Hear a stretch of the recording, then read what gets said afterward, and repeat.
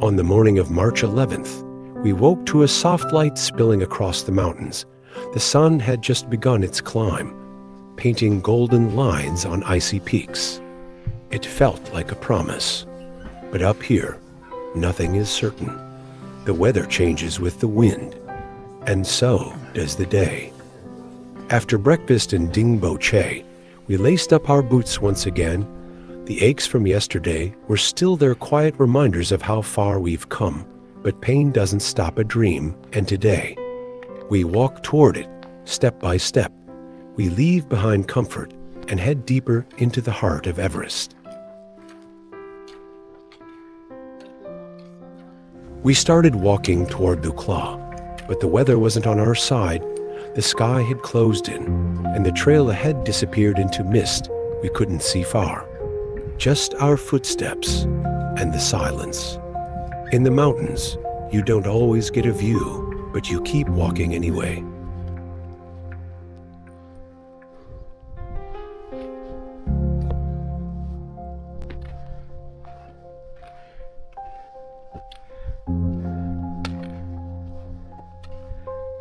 Along the trail, we passed a small stone shelter built for yaks.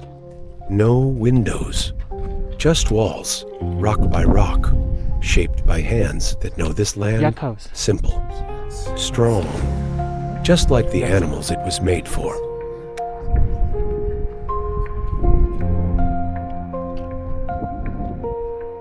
The weather was an easy cold, gray, and unkind. The wind had a weight to it, and every step felt slower than the last. Far below, on the slope of the valley, we could just make out Pei Ridge, a blurry patch of roofs and memory, fading into the mist. Even the land seemed tired today.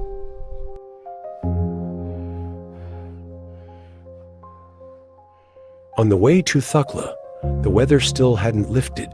The sky remained heavy, the mountains hiding behind a veil of cloud. But in the distance, we could see frozen lakes, still and silent, caught between seasons. Even without sunlight, the landscape had its own kind of beauty. Quiet, cold, and unforgettable.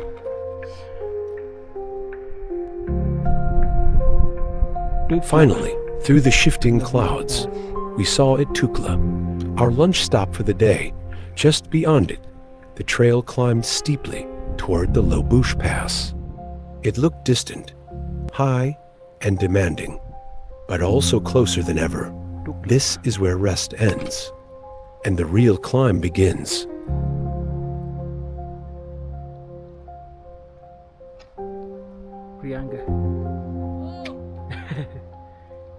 To reach Thukla, we first had to cross the Lobuche, a glacial stream carved by time and ice. Its waters are born from the Khumbu Glacier, melting high above and rushing down these ancient valleys. Clear, cold, and powerful, this river doesn't roar.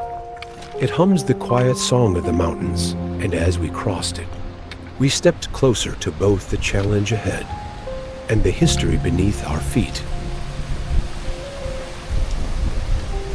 Here, in this quiet valley beneath Thukla, we stand at the source of something greater, the beginning of the Dingboche River, fed by ancient glaciers and mountain snow.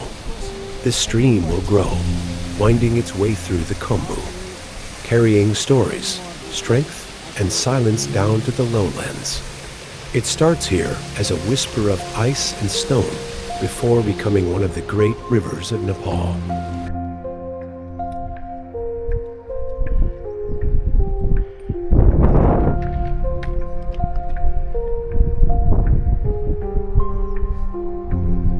We stopped at the wooden tea house in Thukla, simple, weathered, and full of soul. Its walls were covered in stickers left behind by mountaineers from all over the world, badges of pride, of survival, of stories written in altitude. And today, the weather finally opened, blue sky above, snow-white mountains all around, a moment of warmth in the cold heart of the Himalayas.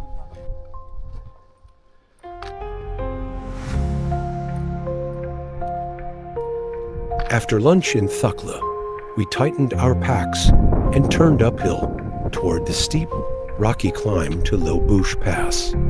No warm-up, no flat ground, just a slope carved by time and footsteps. Thukla. The air was thinner, the silence louder, and every step a quiet conversation between body and will. This is where the real effort begins. As we climbed the steep path to Lobuche Pass, behind us stood giants Kungtega, Tawoch, Alma Dablum, and Thamzurku. They didn't just rise in the distance. They watched us like silent guardians, cheering without words. At every break, we turned back to see them, and somehow their presence gave us strength. They weren't just mountains anymore. They were part of our story.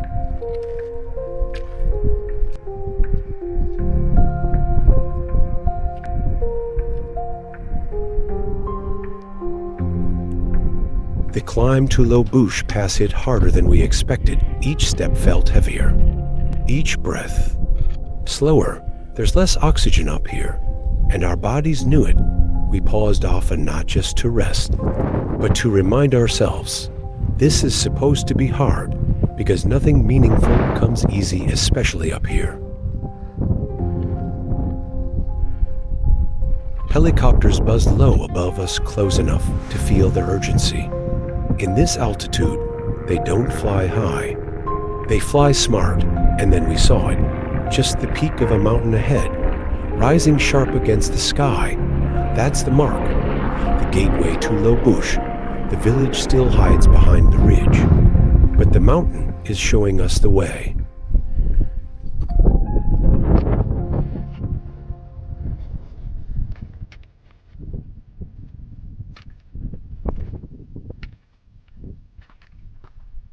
As we walked toward the mountain peak, the wind grew quieter, and something shifted in the trail. Stone chortens began to appear, dozens of them built by hand, left in silence.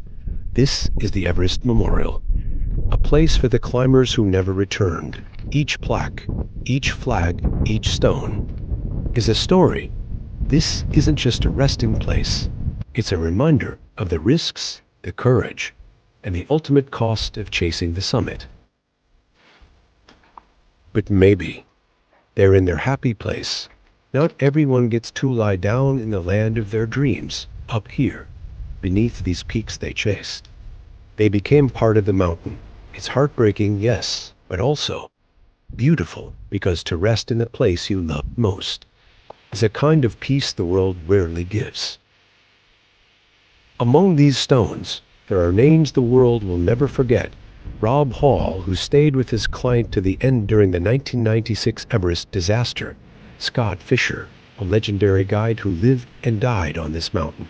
Lobuche Sherpa, who summited Everest 10 times, and once spent 21 hours on its peak.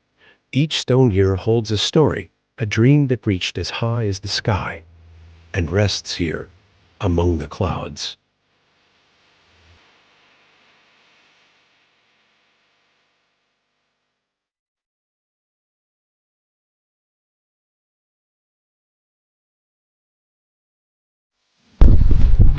Hamadapda.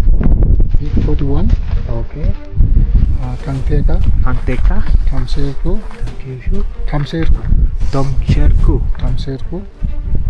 You know this one, Tauche, Tauche. Yeah. Zolache, Tolache. and Lobuche East. Lobuche East. Okay. And this is Tenzing. Kanji. This is Tenzing. the biggest mountain we know. Tomori. After spending some quiet time among the memorials, we moved on.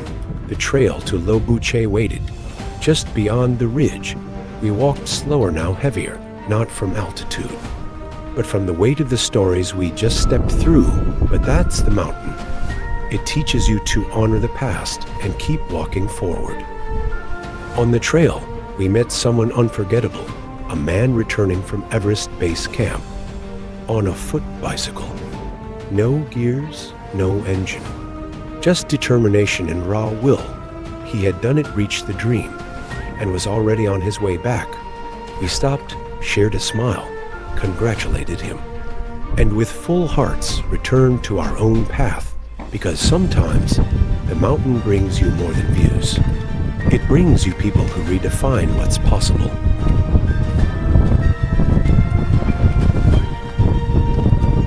The wind picked up as we made our way to Lobuche, not a breeze, but a steady force, pushing against every step. It howled through the valley, carrying cold air and quiet thoughts.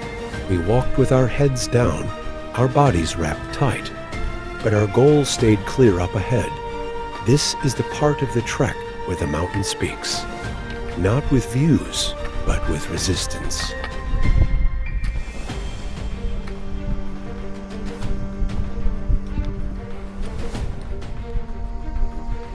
It may look like just a trickle, a small stream cutting through stone and snow, but this is where it begins. The Dingboche River, born from glaciers and the breath of mountains. This gentle flow will one day become a force, rushing through valleys, feeding forests, carrying stories, and here, at its beginning, we're reminded that even the mightiest journeys start small.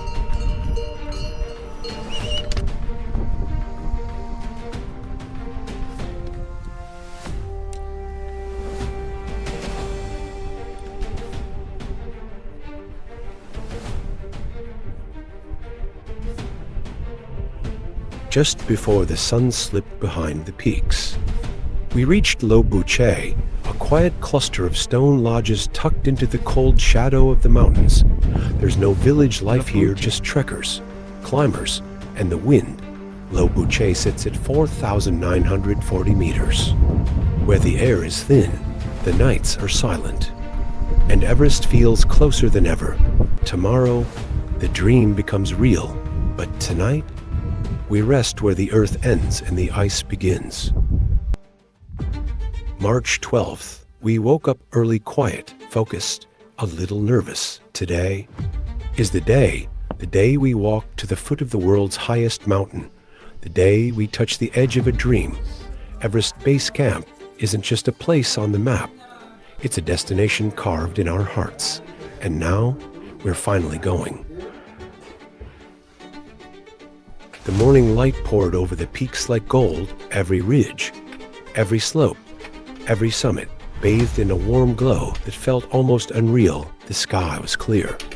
The winds had rested, and for a moment, the mountains didn't look cold or distant, they looked alive. It was the kind of morning that reminds you, you're exactly where you're meant to be. At this altitude, mornings aren't just cold, they're cutting, the kind of cold that sinks into your fingers and stays there. My hands felt frozen, almost numb, and then Tanzi spoke up. Don't rub them, he said, it'll damage the vessels, maybe even cause clots. You could die. Instead, move them, circle them, keep the blood alive up here. Warmth isn't comfort, it's survival. There's no road to Gorakshep, just a trail of scattered rocks and shifting ground. No path, no sign, just instinct and persistence. Every step takes more energy, more focus. It's not easy, but then again, nothing near Everest ever is. This is where the mountain starts to test not just your legs, but your will. This trail to Gorakshep isn't fixed. It shifts every year, shaped by ice, time, and the slow crawl of glaciers. We're not walking on land. We're walking on a living, breathing glacier. Rocks crack beneath our boots. The path appears and disappears in the same breath. Nothing stays the same here, except the challenge. As we followed the trail across the glacier, a strange thing happened. Nups began to tower above everything else from this angle. It looked even taller than Everest itself, but it's an illusion. A trick of distance and perspective. Still, in that moment, Nups owned the sky, reminding us that out here, even mountains play with perception.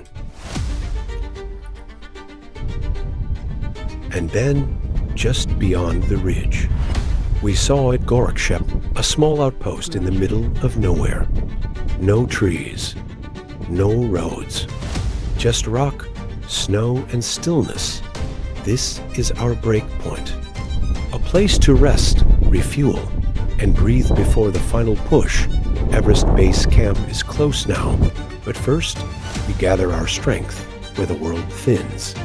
From the window of the tea house in Lobuche, Nup stood like a painting, sharp, close, and glowing in the cold light. We sat with lemon and ginger tea in our hands, steam rising, warmth slowly returning to our bodies. Up here, tea isn't just a drink, it's fuel, comfort, and strength in a cup. And with that view, it felt like the mountains were sharing a quiet moment with us. After a short break, we stood up, laced our boots one last time, and began the final push. No turning back now, just a trail of rock, ice, and breath leading to a dream. Every step forward carried days of effort, nights of cold, and the weight of a promise kept. We weren't just walking to a place, we were walking to a moment we'd never forget. As we walked the final stretch, Tanzi shared the truth of these mountains. Some reach the summit, he said, some don't. It's not just about strength, it's about timing, weather, luck, and sometimes fate.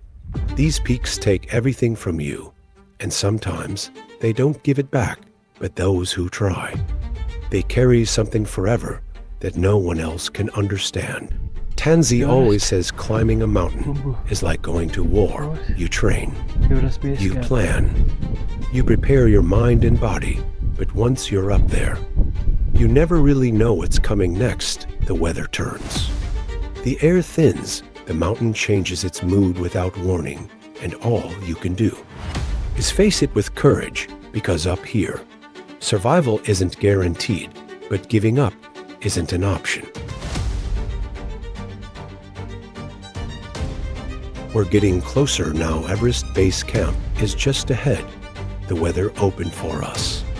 The peaks stood clear, proud and timeless, and in the silence, the Himalayan snowcock appeared, a quiet guardian of these heights, as if to welcome us home.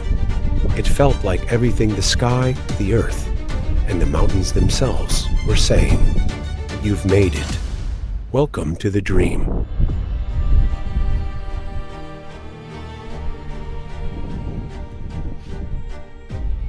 This isn't the last stretch. The rocks are loose, the air is thin, and our hearts beat louder than our footsteps. Everest Base Camp is just ahead. And every step now feels heavier with exhaustion, with emotion, with everything we've carried to get here. This isn't just the end of a trail, it's the edge of a dream, and we're about to touch it.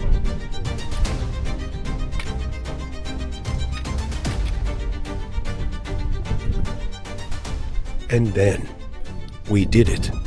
At the foot of the highest mountain in the world, a high five, a smile, and Tanzi's voice cutting through the wind. You made it, you made it. It wasn't just a greeting. Thank you, Tanji. It was a moment, a memory, the reward for every single step that brought us here. And then, just a few steps remained. The prayer flags fluttered in the wind. The stone came into view, etched with the words we've dreamed of for so long. Every breath, every blister, every moment led to this. These last steps weren't the hardest, but they meant everything. Everest Base Camp. We're here.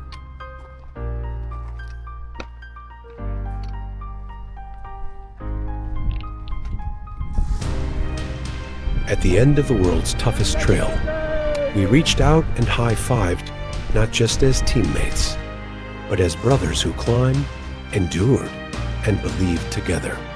In that moment, nothing needed to be said. The mountain knew. We knew this dream wasn't just mine, it was ours, and we made it side by side.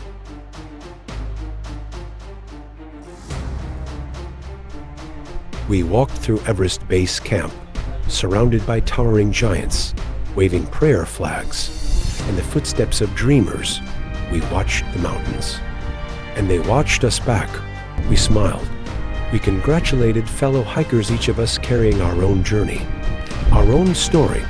This isn't just a place on a map, it's a dream made real under our feet and forever in our hearts. If you're watching this and wondering if you should come do it, this journey isn't easy. The air gets thinner, the days get colder, and the trail tests more than just your legs. But what waits at the end is something no photo, no video, no words can truly capture. You don't just see Everest, you feel it, and when you stand here, you'll know it was worth everything. This is just the beginning, the start of the 2025 Everest summit season. In the next few days, this quiet space will transform, filling with colorful tents, climbers, and dreams aimed at the sky. We won't be here when they leave for the summit, but we leave something behind, a silent prayer and a wish. Good luck, summiteers. May the mountain show you kindness. We stood for one last moment, Bye, Everest. took a final breath of the thin, cold air, and said goodbye to Everest Base Camp. This dream place had given us more than we imagined: challenge, wonder, and a memory that will never fade. With hearts full, we turned back toward Gorkship, our resting place for the night, carrying Everest with us in silence.